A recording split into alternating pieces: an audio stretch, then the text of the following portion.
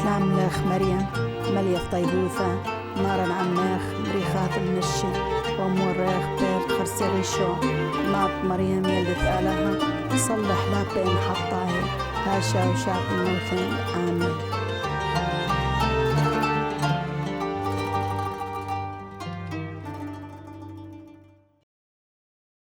My name is Father Douglas Bazi. I born in Baghdad and ordinated in Baghdad, study in Baghdad, and I became a parish priest in Baghdad. And when I was kids, actually, I never think that one day I will go to be a priest. I used to be hang out, play. I like football, and when I was kids, I was looking forward to be a pilot and football player. But after that, I became a ball, not a football player. And when I was in middle school, friends of mine, it was the thing to go to seminary, and I started to go to this. Started to go to the seminary. Of course, my family, they were not accept that because why? In Oriental people with Middle East. They thought each one going to be a nun or a priest. Maybe he's handicapped or she's ugly. Okay, so they say yeah, because if she is ugly, okay, let's send her to the convent to be nuns. Or if he's a handicap or something wrong with her, they say, oh, it's better to be priest. Okay, if you know. But I guess also God changed the way and going to select. Nice, handsome people, smart people, exception me, of course. Actually, as I mentioned, I born in Baghdad and I moved from Baghdad 2013, July. And my title job, it is, I am taking care about a school. It's a private school. It's belongs to our diocese, Erbil, Chaldean diocese. And I am the dean student. And also I taking care as a parish priest of Mar Elia, Saint Elia Church, and also taking care about the foreign people. And also I am the director of Institute, Religion Science Institute in Erbil before the crisis started.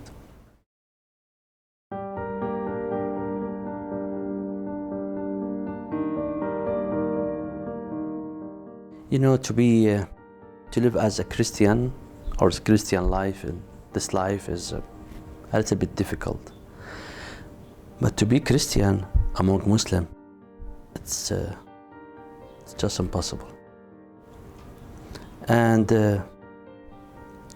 as a Christian in Iraq, or in my country or city when I was in Baghdad, the life it was not going smoothly at all. And it was not easy. And as a priest, not just me, another priest, when we wake up the morning and we have this feeling that we are not going back again. And we used to have this kind of life like one-way mission.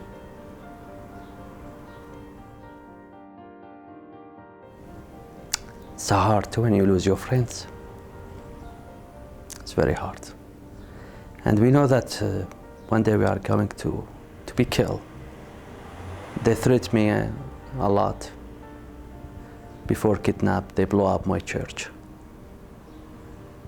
in front of me. I survived twice with serious bomb. I was just in wrong place. They were attacked police and my car destroyed twice. One time they took me out from my car because the glass, everything was broken. One time I was just standing in the front, the main gate of my church, and just they came and they shooting us, and I got shot in my leg by AK-47. And they kidnapped me, yeah, for 9 days. Those 9 days never been forgotten, never, yeah.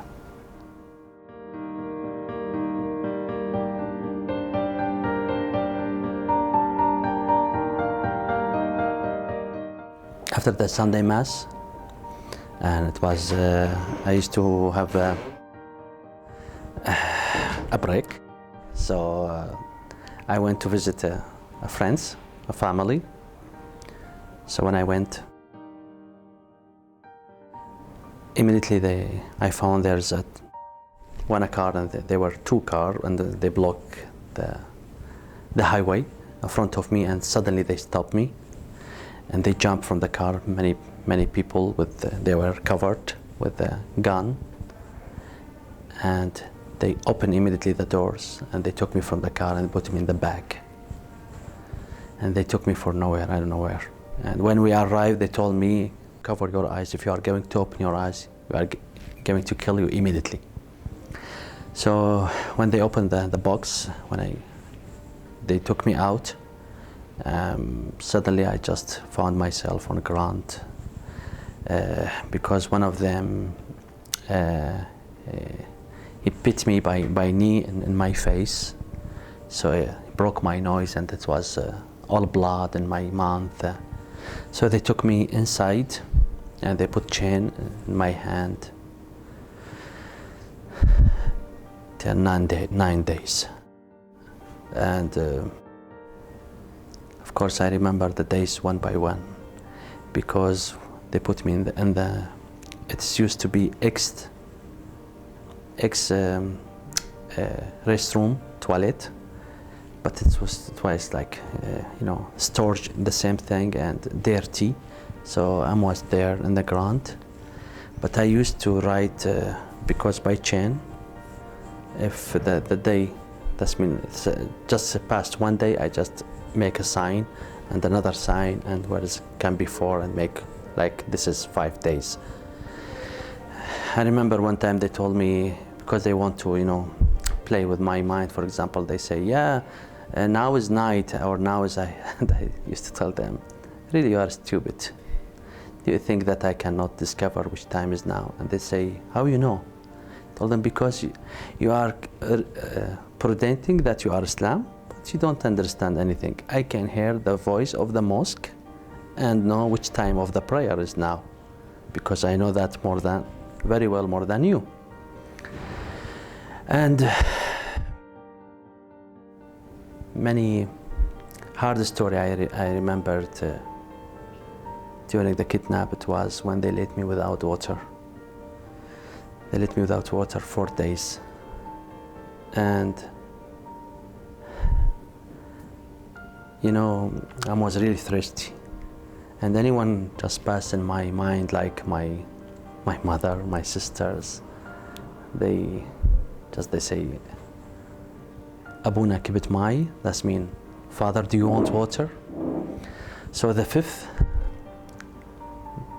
day 5th, they came and they told me, we have to take care about people according to Sharia, to Islam.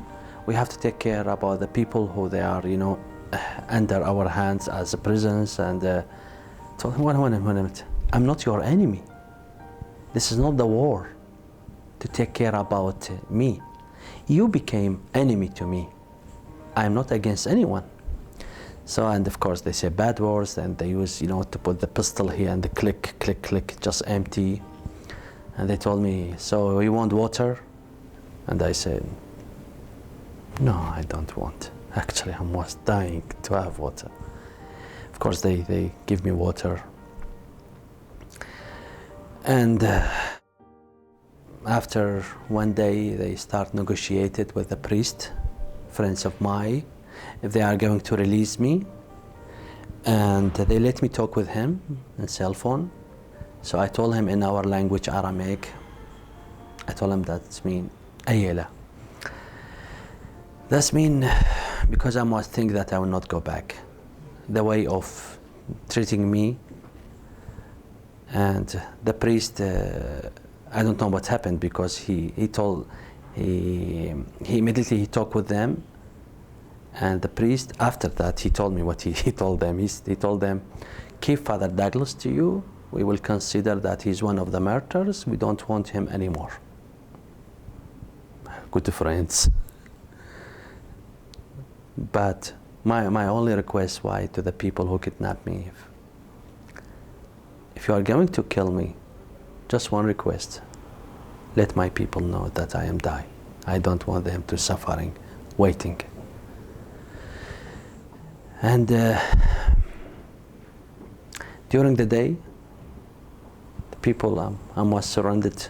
They were gang, completely gang, but work for religion and government. During the day, I was a spiritual father to them. They asked me for advice. One of them, I still remember, he was asking me, what should I do with my wife? She is blah, blah, blah. But I said, no. And I was like this. No, I'm telling, no, you have to respect her. Sometimes it's necessary to tell her that how much you love her and blah, blah. The same group became enemy in the night and became, they used to call me infidel during the night. During the day, they call me Abuna, that's mean father. And when they used to ask me a question, a lot of questions, and when they used to touch me, they took me another room and they choose one of the channel, it's Quran, and make the voice louder as much they can. And they told me why they are doing that. They say, yeah, because if you are going to shout, no one will hear your voice from the neighbor. And to showing to the neighbors, look, that's mean we are listening to the Quran all the night.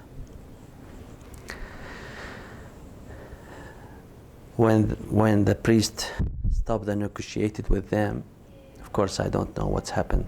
And they came, they were angry, and they took me to the same room. And one of them, he say, I think this man, to me, of course, they used to call me infidel, infidel, infidel, with bad words, especially those words, they are really ugly, who touch, my faith, my family. It is worse than the torture itself. And so they bring hammer and they start between my face, and they broke one of the teeth. So I just find there's a blood in my end, there's a teeth. And they told me, yeah, you say that you are here among us like a picnic and you don't worry. So you have a lot of teeth, and we have all the night. And they told me, yes, actually, well, I have a lot of teeth. And they say, yeah, we will see. And they pit me more. And they use, I don't know what they call that one, it's like this. They use also the cigar. And then when they smoke, they just in my face with bad words. And they pit me in my back, and they broke one of the disc.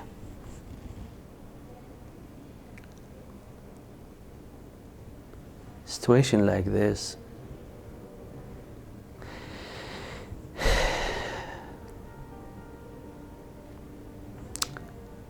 and I told them, because one of them, he was telling me that we are going to take off your head and replace it with dog's head.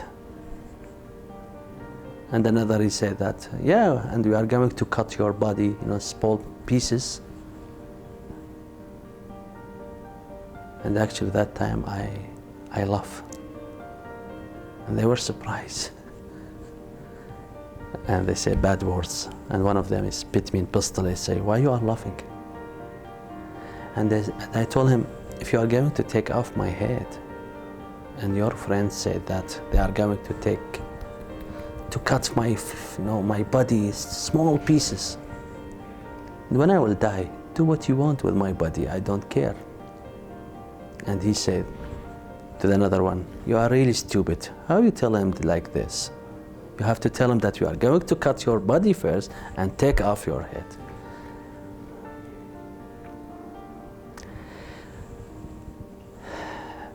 And I told them,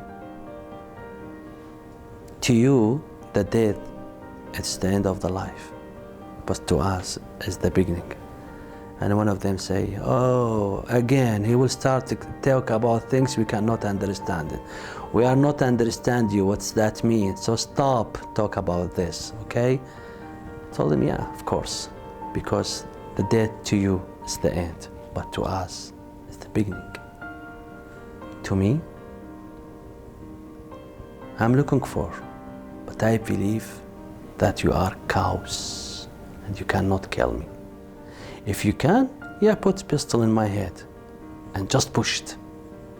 And of course they were, they were saying bad words to me and pit me. I told them, yeah, but you can't. You are not man. Actually, I was teasing them for one reason. No need to keep our people feel sorry about us. I choose to be priest, and this is the cost. And to be dead, at least I know where I will be. But to be alive, no one knows where I am. So that will be a good option. As I mission, it's one-way mission.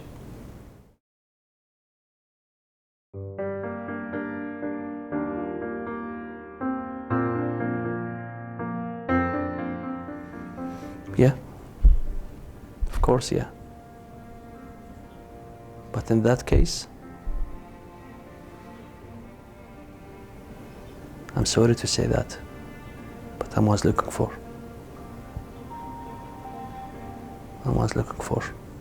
Even when they released me, when the church pay and when they jump from the car, and I was just waiting, and because they told me, if you are going to move, we are going to kill you. Don't move, and don't look in the back, in the behind what's happened. So I thought this will be just fake. They are going to shoot me from back. And all my life it was just in front of me. When they released me, of course, when I arrive and I walk a lot, and I found another driver, taxi, and he just took me a lift, and he said it was during the night, and say, I don't know where you are going, and this is my way. And I told him, I'm looking for the church. They say, no, it's it's not here on that side. And I told him, how can I pay? Of course, I was nothing with me. And he said, no, don't be worried, just go. And when I arrived to the near church, so they were waiting for me, and I found the priest named Father Jamil. Is old man, and you consider all the young priest as a father to us. And when I saw him, he just hung me. That time I started crying. I never cried during 9 days. I was like, I know, tough guy, but till now I don't understand why I was tough, till now. But when he hugged me, I started crying. And he said, don't be worried, my son.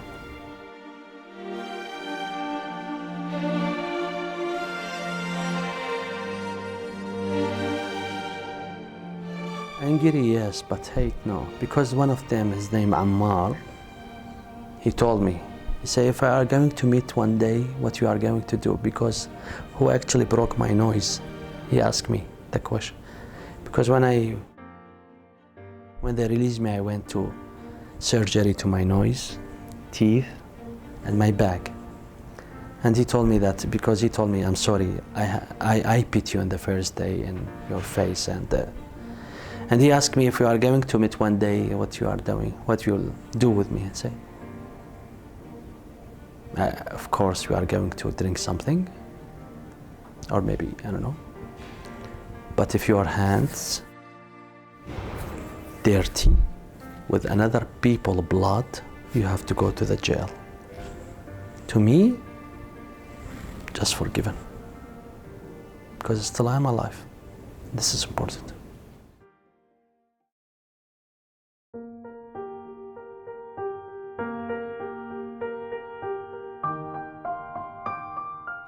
I pray to God to take the evil from them heart, because when they kidnapped me the first days, I remember they asked me, what do you think who we are? Are we Sunnah or Shia? Because the Islam, they are two groups.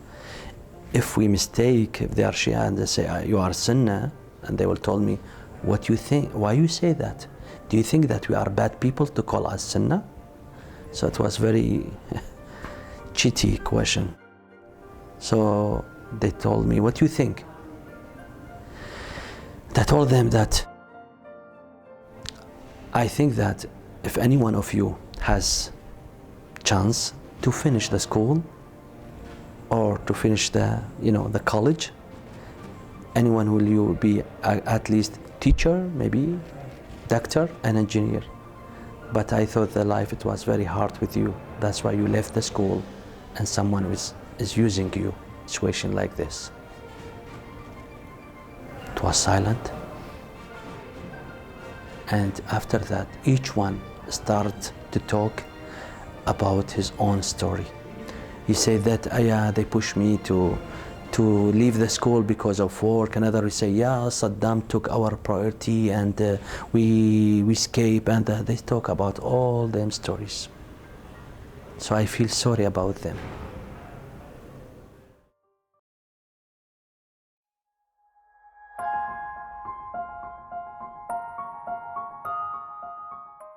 We used to pray as a priest. For example, one of the marvelous things happened with me when they put chain in my hand.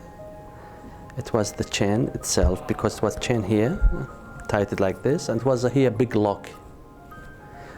So the chain, it was a little bit tall. So what is the left of the chain? It was 10. So when I looked at the 10, I found that there are 10 left. So I used to pray in the 10, the rosary. And it was the deep ever rosary, the best ever in my life. Because I was not just praying for begging for life or begging for succeed. It was for another reason.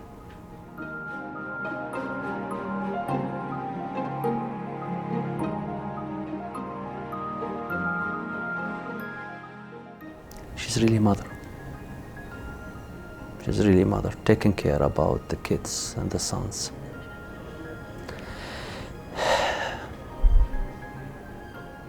I remember the rosary very well, because when I was praying, I was not just asking. It was the feeling that I'm not alone, and to not go back with my faith. I don't want to disappoint. So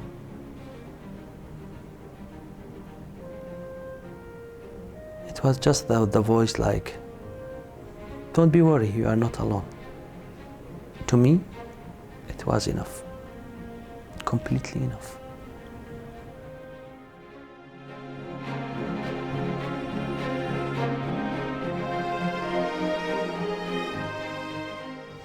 I baptized 5 Muslim people,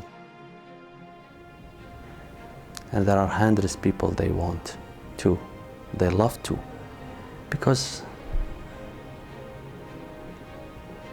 they discover they are on wrong path. But those people, as I mentioned, I feel sorry about them, that they completely pick and choose wrong path. In Kurdistan in Iraq, at least a couple years, maybe 3,000 Muslims convert to Christianity. And in our list there are a lot of people that are waiting. But because in our constitute in Islam, if someone will be killed, so also we have to take care about them.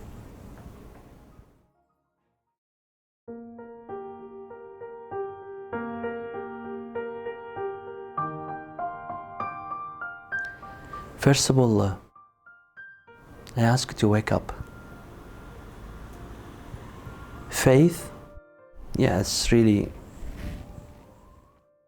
strong, It's really what we need in our life. But faith without action, it's just words.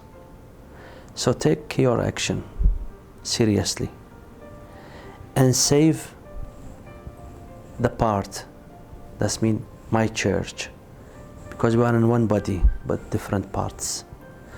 Our part now, it's under persecution. If you are going to just be silent, it's the same thing that you are sharing. Those they are persecute us. So don't be silent. We have murderers.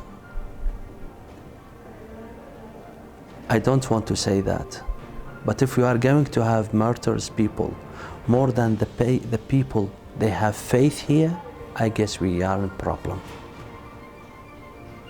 So wake up and take your responsibility. And I'm not asking, because as a Christianity, it is shame to asking for help, because we are sharing the same duty. It's the time of work. As a Christian, we are not just created for relaxing time, but also for bad times. So my people, what we are suffering now, we are like, as my bishop called it, we are like in Good Friday. But can you help us to reach the Sunday of resurrection? If you can, don't just watch. Take the action and wake